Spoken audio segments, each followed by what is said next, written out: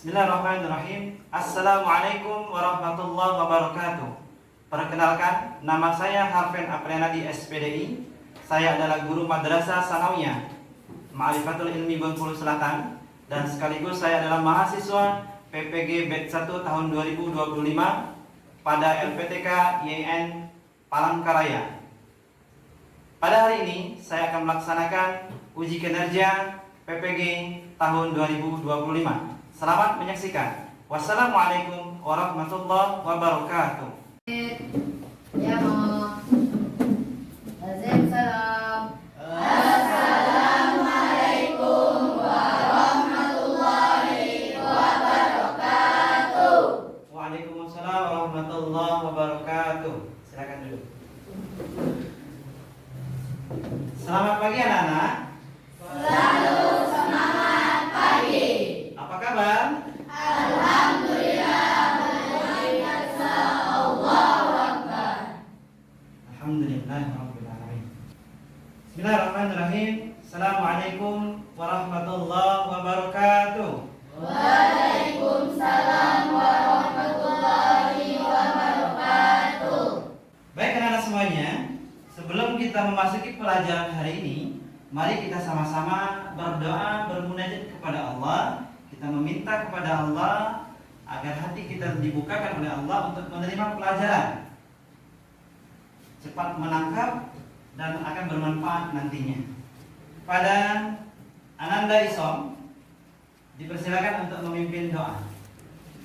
Marilah kawan-kawan, sebelum kita belajar, alangkah baiknya kita berdoa. Doa mulai.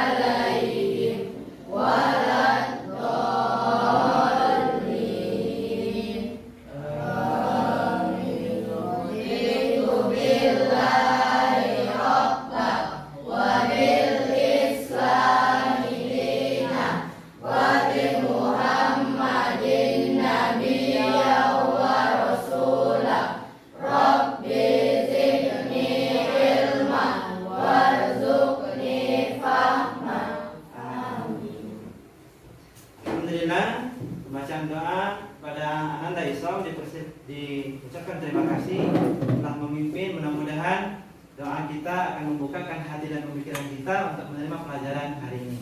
Amin ya rabbal alamin. Baik anak-anak semuanya, sebelum kita melakukan pembelajaran, Pak akan mengecek dulu kehadiran kita ya.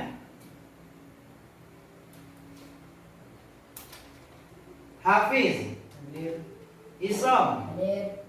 Naufal, Hadir. Anugrah, Hadir. Wafik. Kemana Wafik? Sini. Ada kegiatan? Oke. Wafik izin ya. Puja, hadir. Alhamdulillah. Faiza, Ranum, Kania, Amel, Roren, Karisa, Rosa, Zahra, Hadir. Ainun, Hadir. Devina, Aurel, Hadir. Dwi. Hadir. Baik anak semuanya, alhamdulillah ada yang 3 izin. Mudah-mudahan mereka nanti bisa melaksanakan atau mendapat informasi materi pada hari ini dari anak-anak yang hadir pada hari ini ya. Untuk selanjutnya kita akan menyanyikan lagu Indonesia Raya sebagai bentuk agar rasa nasionalisme kita tetap terjaga. Pada anak-anak semuanya dipersilakan untuk berdiri.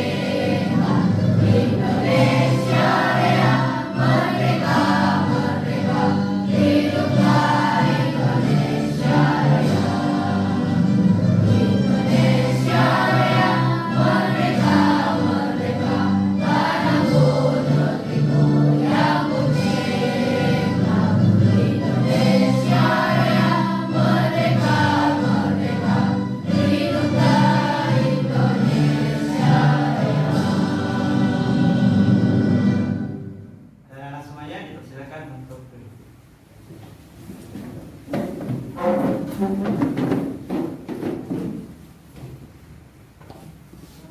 anak-anak semuanya, sebelum kita melaksanakan kegiatan pembelajaran, kita akan melakukan ice breaking terlebih dahulu agar anak-anak semuanya bisa fokus dalam mengikuti pembelajaran. Baik, tepuk 1, tepuk 2, tepuk 5. 1, 2, tepuk 5. 5. Oke, alhamdulillah semuanya fokus. Tepuk tangan untuk kita semua. Baik, anak semuanya. Pada hari ini kita akan melaksanakan kegiatan pembelajaran materi tentang zikir dan doa. Tapi sebelum itu, pada pertemuan sebelumnya kita pernah belajar yang namanya materi apa, anak-anak? Materi sholat Jumat. Materi sholat Jumat. Kemarin kita sudah mengetahui apa itu pengertian dari sholat Jumat, ada rukun-rukunnya, kemudian ada materi-materi syarat-syarat dan lain sebagainya. Nah, pertanyaan yang kita mengulang pelajaran minggu yang lalu. Nanti siapa yang bisa menjawab silakan angkat tangan dan silakan dijawab soalnya ya. Siapa yang masih ingat apa yang dimaksud dengan sholat Jumat? Oke, siapa namamu? Hafiz. Ya, silakan Hafiz. Sholat Jumat adalah sholat 2 rakaat yang dilakukan setelah tergelincirnya matahari atau sholat zuhur dengan ketentuan-ketentuan yang telah diatur secara terperinci. Hukum melaksanakannya adalah fardu ain bagi setiap laki-laki yang sudah balik. Masya Allah. Tepuk tangan untuk Hafiz. Ya, sholat Jumat itu adalah sholat 2 rakaat dikerjakan ketika waktu matahari tergelincir. Artinya ketika masuk waktu zuhur, ya. Dan itu hukumnya wajib bagi laki-laki, ya. Itu yang dimaksud dengan sholat Jumat. Siapa yang bisa menjawab syarat wajib sholat Jumat? Siapa yang bisa menjawab? Oke, siapa namanya, Nak? Karisa, silakan, Nak. Syarat wajib sholat Jumat sebanyak 7 syarat, yaitu Islam, merdeka, memasuki usia baligh, berakal, laki-laki, sehat, menetap.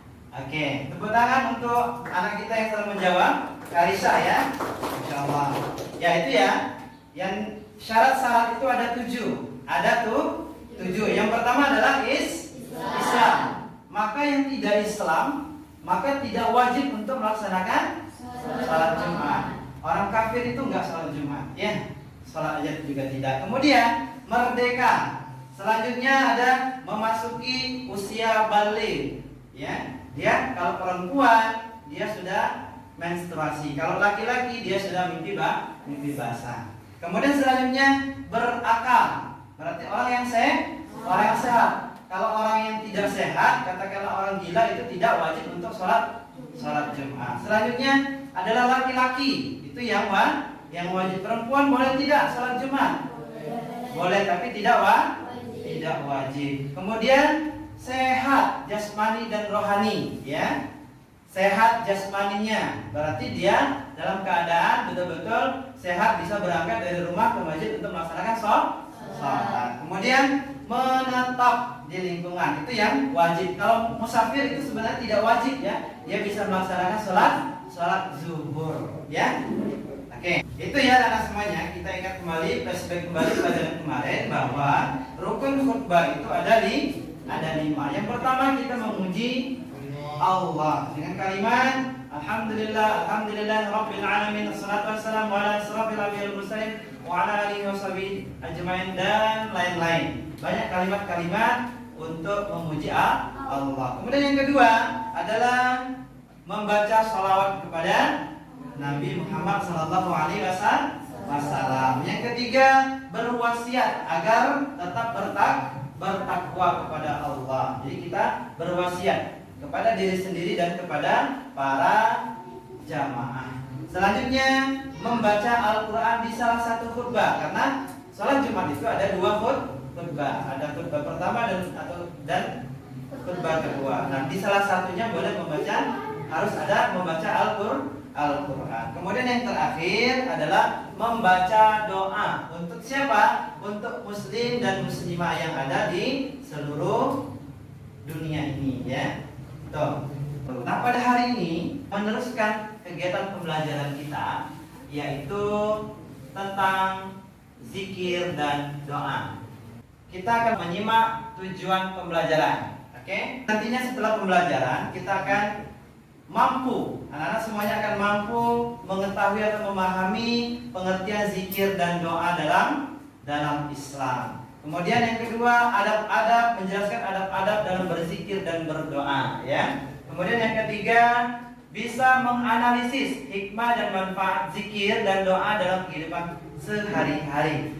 Yang keempat, bisa mempraktikkan beberapa contoh zikir dan doa yang diajarkan dalam Islam. Selanjutnya, akan menyajikan, anak-anak nanti akan menyajikan hasil diskusi, ya, diskusi kelompok tentang permasalahan terkait zikir dan doa. Nanti di akhir materi akan Pak bagi kelompok, ya. Kita akan melakukan diskusi kelompok dan ada beberapa kasus, silakan nanti anak-anak semuanya selesaikan, ya, cari penyelesaian dari kasus atau permasalahan tersebut. Bisa dipahami?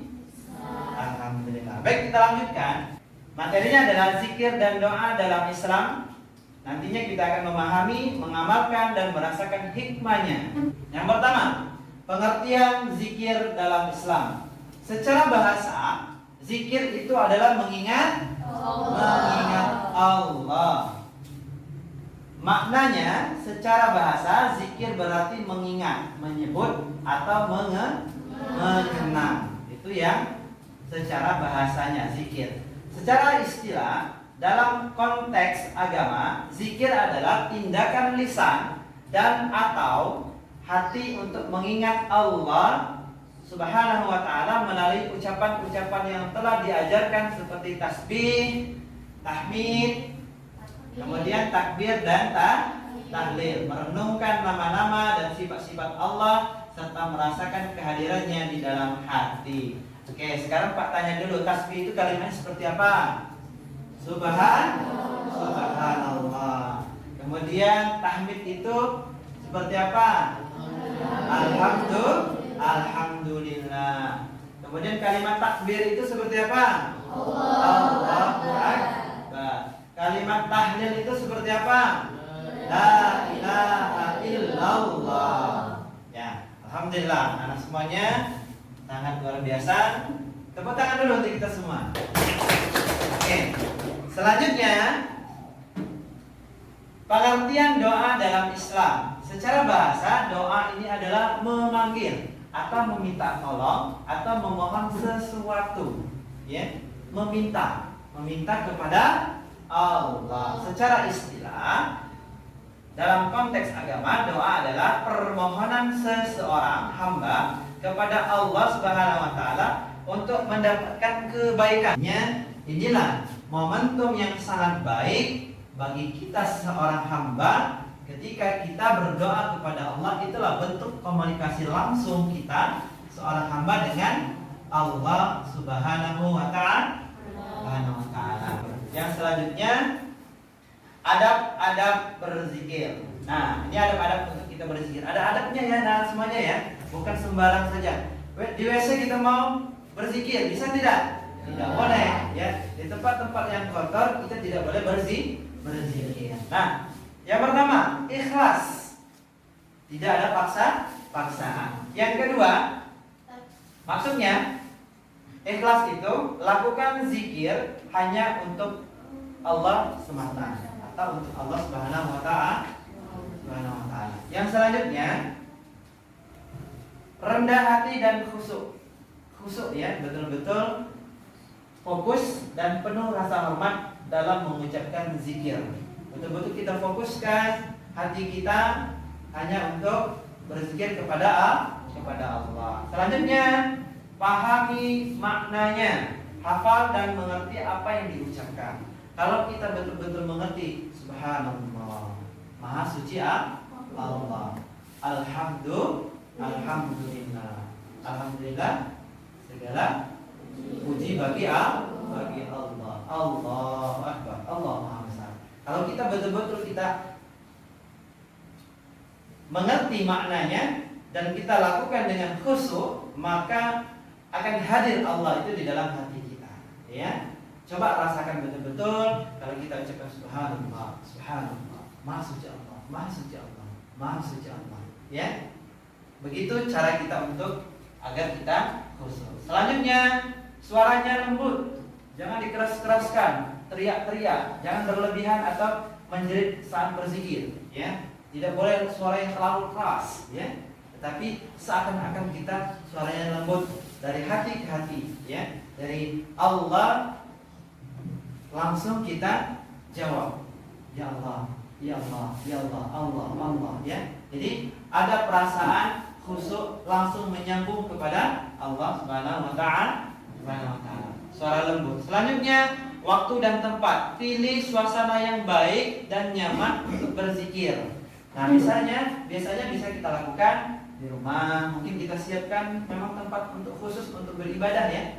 Entah itu ruang khusus untuk katakanlah sholat untuk yang perempuan, ya.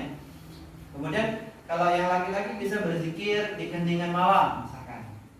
Ya, begitu juga yang perempuan bisa juga di keningan malam, sepertiga malam, ya, bangun untuk berzikir kepada Allah. Ataupun bisa juga kita lakukan di tempat-tempat yang nyaman bagi kita, ya. Oke. Next, selanjutnya adab-adab dalam berdoa. Nah, adab-adab dalam berdoa pertama, mulai dengan pujian dan sholawat. Pertama kali kita itu harus memuji Allah dulu, ya. Setelah kita memuji Allah, baru kita panjatkan sholawat. Pujian kepada Allah dan sholawat kepada Nabi Muhammad SAW. Kemudian menghadap kiblat dan angkat tangan. Kalau kita berdoa itu jangan seperti ini, ya. Tetapi angkatlah tangan, menegadahkan tangan, memohon, meminta kepada Allah, ya. Angkat tangannya. Oke. Kemudian yakin dikabulkan, bersungguh-sungguh dan tidak ragu. Yakin apapun yang kita minta akan Allah kabulkan. Maka yakini, ya Allah ya Rahman, boleh. Kita pakai bahasa kita sehari-hari boleh, ya. Tapi memang kalau doa setelah selesai sholat, maka lebih-lebih lagi kalau untuk pemimpin maka harus dengan bahasa Arab. Boleh pakai bahasa Indonesia, boleh, ya. Selanjutnya, tidak tergesa-gesa dalam berdoa, ya. Berdoa dengan sabar dan penuh harapan, tidak tergesa-gesa, ya. Masa mintanya tergesa-gesa, ya Allah minta aku sehat, minta aku ini, tergesa-gesa. Tapi dengan tahapan-tahapan, dengan kata-kata yang lembut, ya. Selanjutnya, ulangi 3 kali. Nah, kalau misalkan kita ini ada permohonan yang ingin kita minta kepada Allah, maka ulangilah dengan kalimat-kalimat yang baik dan lembut tadi, ya. Selanjutnya, berdoa untuk semua. Berdoa untuk semua, termasuk untuk diri sendiri, keluarga dan muslimah, ya. Doakan untuk kita, ya Allah, ampuni aku, ampuni orang tuaku, dan ampuni guru-guruku dan orang-orang yang muslimin yang ada di seluruh dunia ini, ya, dengan mengucapkan doa-doa yang ingin kita ucapkan. Selanjutnya, hikmah dan manfaat zikir dalam kehidupan sehari-hari. Yang pertama adalah menenteramkan hati. Kalau kita berzikir kepada Allah, maka hati kita akan tentram. Lihatlah orang-orang yang sering berzikir dengan orang-orang yang tidak pernah berzikir, ya. Tentunya dia akan gelisah dan disibukkan oleh kesibukan dunia. Tetapi lihatlah ketenangan orang-orang yang sering berzikir. Dia betul-betul dengan santai, dia melangkahnya pasti. Itulah ketenangan orang-orang yang berzikir. Selanjutnya, mendekatkan diri pada Allah. Dengan kita berzikir kepada Allah, maka kita akan lebih dekat kepada Allah, ya. Maka banyak-banyaklah berzikir, membangun hubungan spiritual yang kokoh dan intim kepada Allah. Selanjutnya, menghapus dosa. Dengan kita banyak berzikir, maka akan menghapus dosa. Zikir menjadi sebab pembersih kesalahan dan doa, ya. Dengan kita banyak-banyak berzikir, maka dosa-dosa kita akan gugur. Selanjutnya, meningkatkan rasa syukur, menumbuhkan kesadaran akan nikmat Allah setiap saat. Jadi kalau kita sering berzikir anak semuanya, kita akan pandai bersyukur kepada Allah. Oke, selanjutnya hikmah dan manfaat doa dalam kehidupan sehari-hari. Yang pertama, pertolongan Allah, ya. Hikmahnya, doa mendatangkan bantuan dalam setiap urusan dan masalah. Yang kedua, rasa ketergantungan, mengajarkan kita bergantung hanya kepada Allah. Merasa ketergantungan kepada Allah. Jadi kita tuh harus tergantungan kepada Allah, jangan bergantung kepada manusia atau makhluk, tetapi bergantunglah kepada Allah. Yang selanjutnya adalah menjauhkan sifat sombong, menumbuhkan kerendahan hati dan syukur.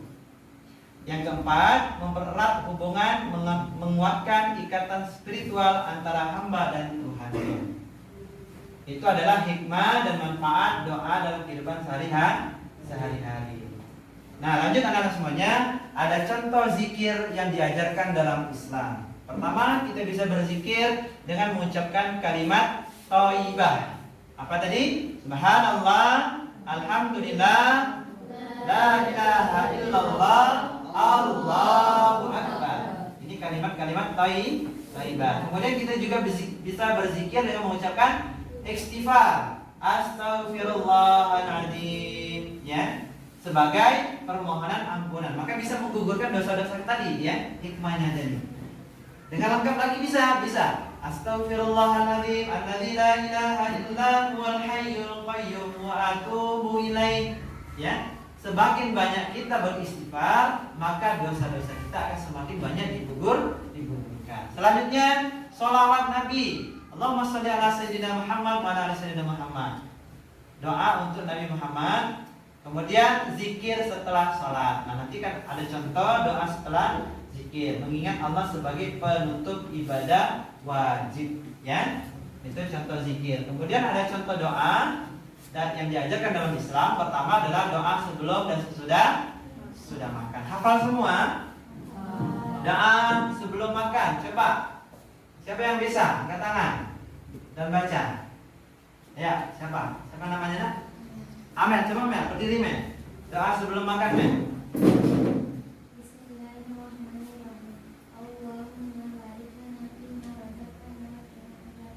Masya Allah. Terima kasih kepada Amel. Kemudian ada doa masuk dan keluar rumah, doa memakai pakaian, doa saat musibah, kemudian doa sapu jagat. Nah, ini adalah contoh-contoh doa dan banyak lagi doa-doa yang lainnya, ya. Banyak lagi doa-doa yang lain yang bisa kita hafalkan, yang bisa kita amalkan. Oke, anak-anak semuanya, demikian itu materi untuk pertemuan kita pada hari ini. Selanjutnya kita akan melaksanakan diskusi kelompok, ya. Silakan anak-anak semuanya. Kita akan melaksanakan diskusi kelompok, akan Pak Guru bagi kelompok terlebih dahulu.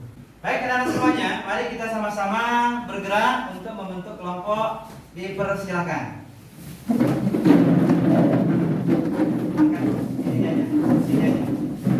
Silakan kelompok satu mana? Kelompok satu mana? Kelompok dua, coba angkat tangan. Tinggi-tinggi, oke. Kelompok 3, kelompok 4. Oke, baik ya anak semuanya. Oke, perhatikan baik-baik. Ini ada kasus permasalahan terkait zikir dan doa. Nah, kelompok 1 pada permasalahan kasus pertama. Apa kasusnya? Kasusnya Andi merasa sangat cemas menjelang ujian penting. Ternyata temannya menyarankan untuk berdoa, untuk banyak berdoa, tetapi Andi bingung bagaimana cara berdoa yang benar dan doa apa saja yang bisa ia panjatkan. Itu untuk kasus yang kelompok pertama. Silakan diskusikan. Nah, ini kasusnya ya. Silakan didiskusikan. Kemudian untuk yang kelompok kedua, kasusnya adalah setelah mendapatkan rezeki yang tak terduga, Budi merasa sangat senang. Ia ingin mengungkapkan rasa syukurnya kepada Allah, tetapi ia tidak tahu zikir apa yang disunahkan untuk diucapkan saat bersyukur. Ya, silakan diselesaikan kasus yang kedua untuk kelompok kedua. Selanjutnya untuk kelompok ketiga, kasus yang ketiga, Siti merasa sangat hatinya tidak tenang. Meskipun secara materi ia berkecukupan, ia ingin mencari cara agar hatinya menjadi lebih damai dan dekat kepada Allah. Ya, itu kasus yang ketiga. Kemudian kasus yang untuk kelompok keempat dan kasus keempat adalah terakhir, Bayu memiliki banyak keinginan, tetapi ia merasa doanya jarang dikabulkan. Ia bertanya-tanya, apakah ada yang salah dengan cara ia berdoa? Oke, anak-anak semuanya, itu adalah kasus-kasusnya. Dipersilakan kepada anak-anak untuk didiskusikan, kemudian apa solusi dan cara menyelesaikannya. Dipersilakan. Siapa yang baca?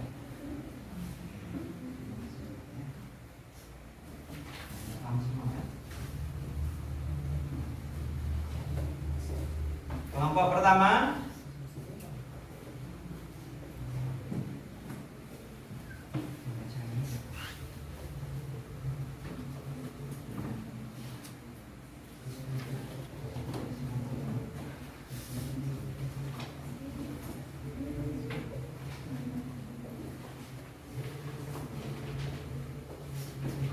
kelompok kedua. Silakan didiskusikan dengan teman-temannya. Bagaimana cara menyelesaikan kasus yang kedua, ya. Kelompok yang ketiga.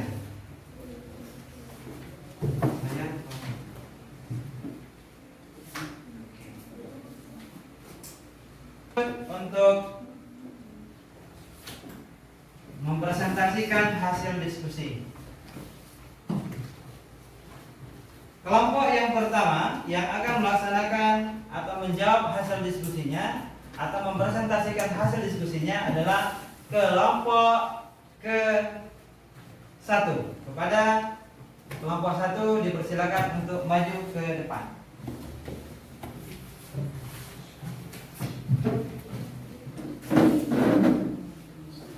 Assalamualaikum warahmatullahi wabarakatuh. Waalaikumsalam warahmatullahi wabarakatuh. Halo teman-teman, bagaimana kabarnya?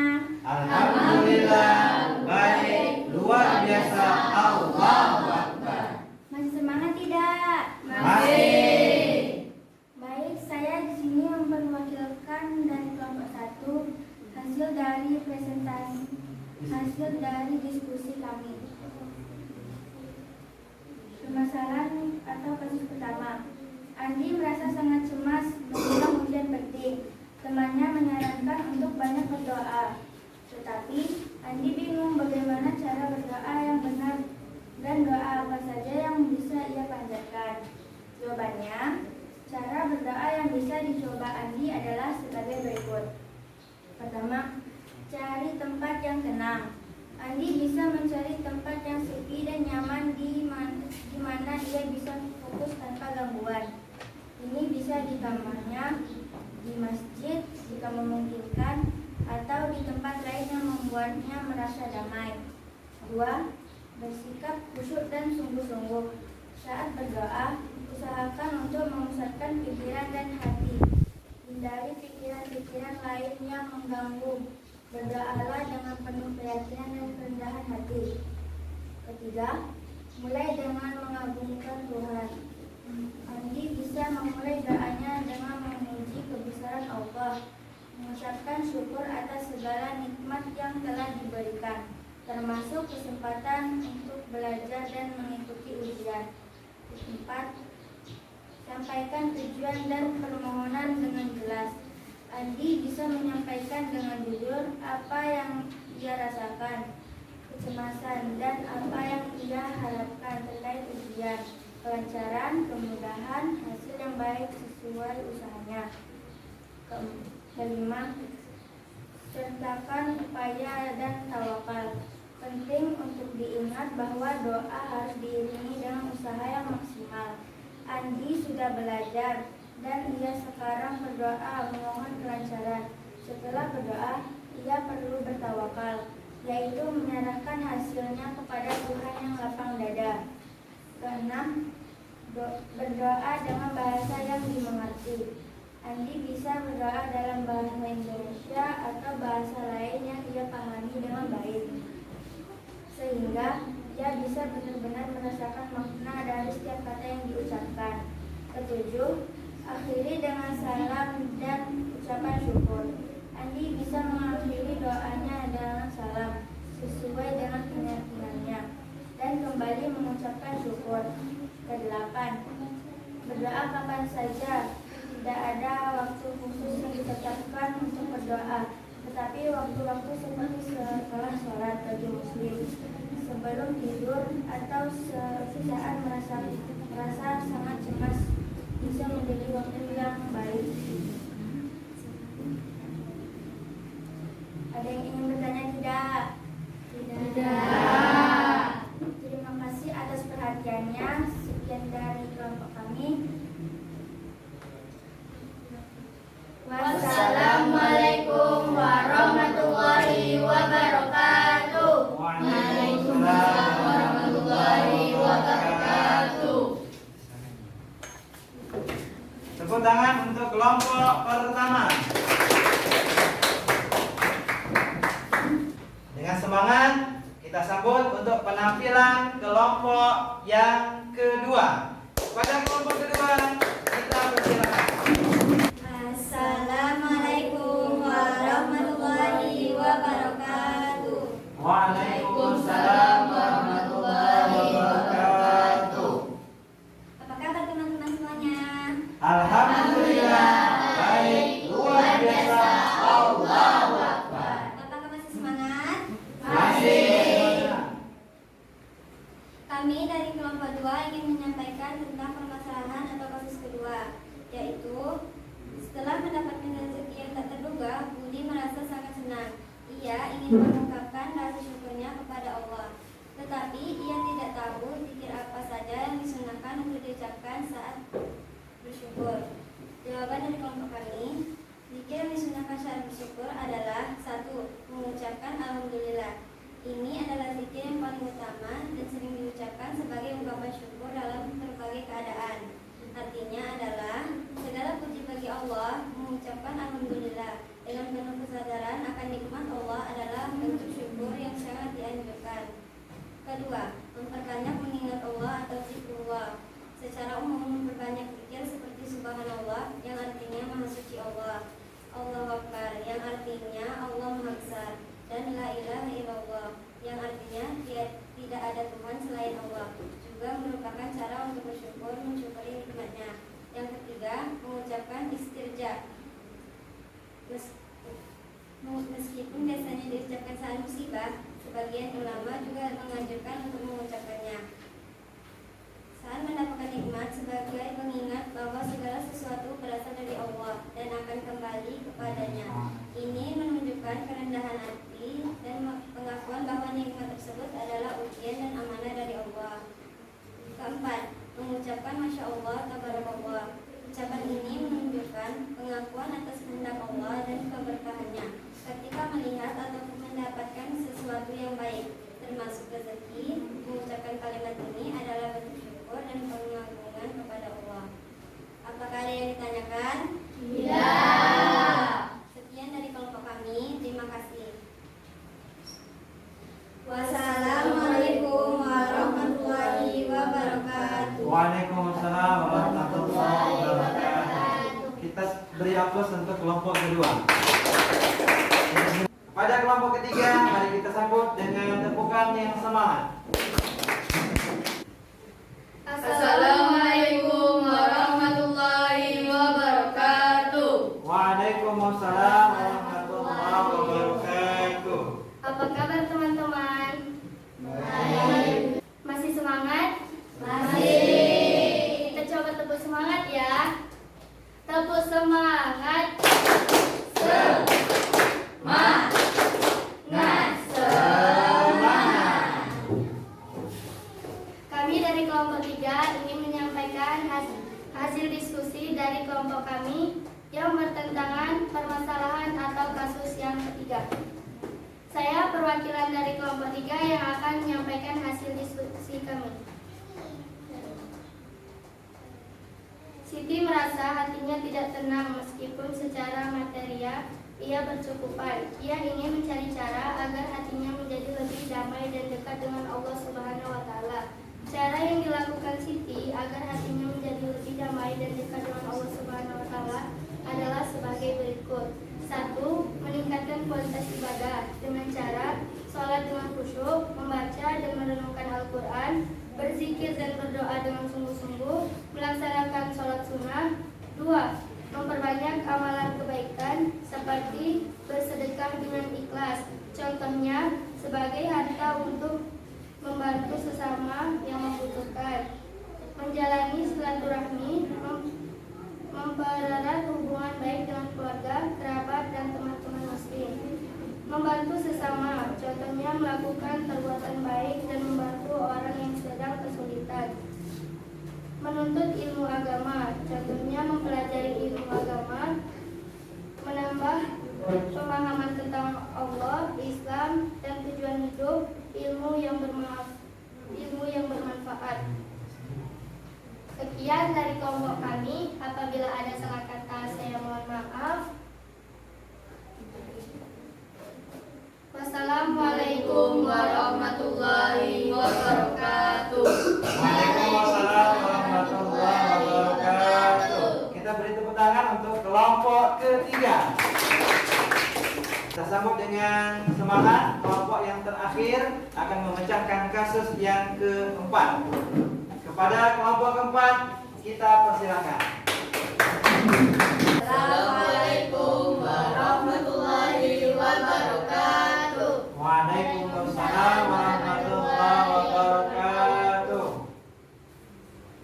Apa kabar kawan-kawan? Alhamdulillah baik, luar biasa. Allahu Akbar. Masih semangat? Masih. Kami dari kelompok 4 akan membacakan hasil diskusi kami tentang permasalahan atau kasus keempat. Pertanyaan: Bayu memiliki banyak keinginan, tetapi ia merasa doanya jarang dikabulkan. Ia bertanya-tanya, apakah ada yang salah dengan cara dia berdoa? Jawaban: ada beberapa faktor yang perlu direnungkan Bayu terkait cara ia berdoa. 1. Kurang khusyuk dan tidak fokus. Saat berdoa, pikiran yang melayang-layang dan hati yang tidak hadir dapat menjadi penghalang terkabulnya doa. Berdoa membutuhkan konsentrasi dan penghayatan makna dari setiap kata yang diucapkan. 2. Tergesa-gesa dan tidak sabar. Manusia seringkali ingin doa segera dikabulkan sesuai dengan waktu yang diinginkan. Padahal Allah memiliki waktu dan cara terbaik untuk mengabulkan doa hamba-hambanya. Bersabar dan terus berdoa adalah kunci. 3. Lemahnya keyakinan. Kurangnya keyakinan bahwa Allah akan mengabulkan doa juga bisa menjadi penghalang. Berdoa harus disertai dengan keyakinan yang kuat bahwa Allah Maha mendengar dan Maha mampu. 4. Adanya penghalang dosa dan maksiat. Dosa dan perbuatan maksiat dapat menjadi penghalang terkabulnya doa. Hati yang kotor dan jauh dari Allah sulit untuk terhubung dengannya melalui doa. Baiklah, itulah hasil diskusi kami. Atas perhatiannya saya ucapkan terima kasih. Wassalamualaikum warahmatullahi wabarakatuh. Waalaikumsalam warahmatullahi wabarakatuh. Tepuk tangan untuk kelompok keempat. Kita persilakan untuk duduk kembali. Baik anak-anak semuanya, dari kasus-kasus itu kita bisa belajar bahwa yang pertama kasusnya kita bisa mengetahui bagaimana cara berdoa yang benar. Kemudian dari permasalahan kasus kedua kita bisa belajar, kita bisa mengetahui zikir apa saja yang disunahkan atau diucapkan saat untuk bersyukur, ya. Kemudian yang ketiga kita bisa mengetahui bagaimana cara agar hatinya lebih damai dan dekat dengan Allah. Dan yang terakhir, bagaimana caranya dia berdoa agar doanya bisa dikabulkan. Baik anak-anak semuanya, untuk selanjutnya kita masuk ke kegiatan untuk bisa dipahami materi-materinya tentang zikir dan doa. Sekali lagi kita akan mengulang kembali. Zikir itu apa tadi? Mengingat Allah dengan mengucapkan kalimat-kalimat thayyibah. Nah, bisa juga dengan istighfar. Kemudian apa lagi? Mengucapkan tahlil. Ya. Istighfar itu bisa kita ucapkan agar bisa menggugurkan dosa kita, ya. Begitu juga dengan kalimat-kalimat thayyibah, ya. Mudah-mudahan anak-anak semuanya nanti ketika misalkan merasa sedih, senang, ya, atau ada rasa menginginkan sesuatu hal, maka dekatkanlah diri dengan cara berzikir kepada Allah, ya. Memuji Allah, ya. Kemudian juga dengan berdoa kepada Allah, meminta. Doa itu adalah meminta pertolongan, meminta dikabulkan doa kepada Allah Subhanahu wa taala. Mudah-mudahan kita semua menjadi orang-orang yang pandai untuk selalu mendekatkan diri kepada Allah dengan cara berzikir dan berdoa agar nantinya kita akan selamat dunia dan akhirat. Amin ya rabbal alamin. Demikian anak-anak semuanya. Mari kita sama-sama tutup kegiatan pembelajaran ini dengan mengucapkan lafaz hamdalah. Alhamdulillahirabbil alamin. Pak akhiri dengan mengucapkan salam. Wabillahi taufiq wal hidayah wal ridha wal hinayah. Wassalamualaikum warahmatullahi wabarakatuh. Waalaikumsalam warahmatullahi wabarakatuh.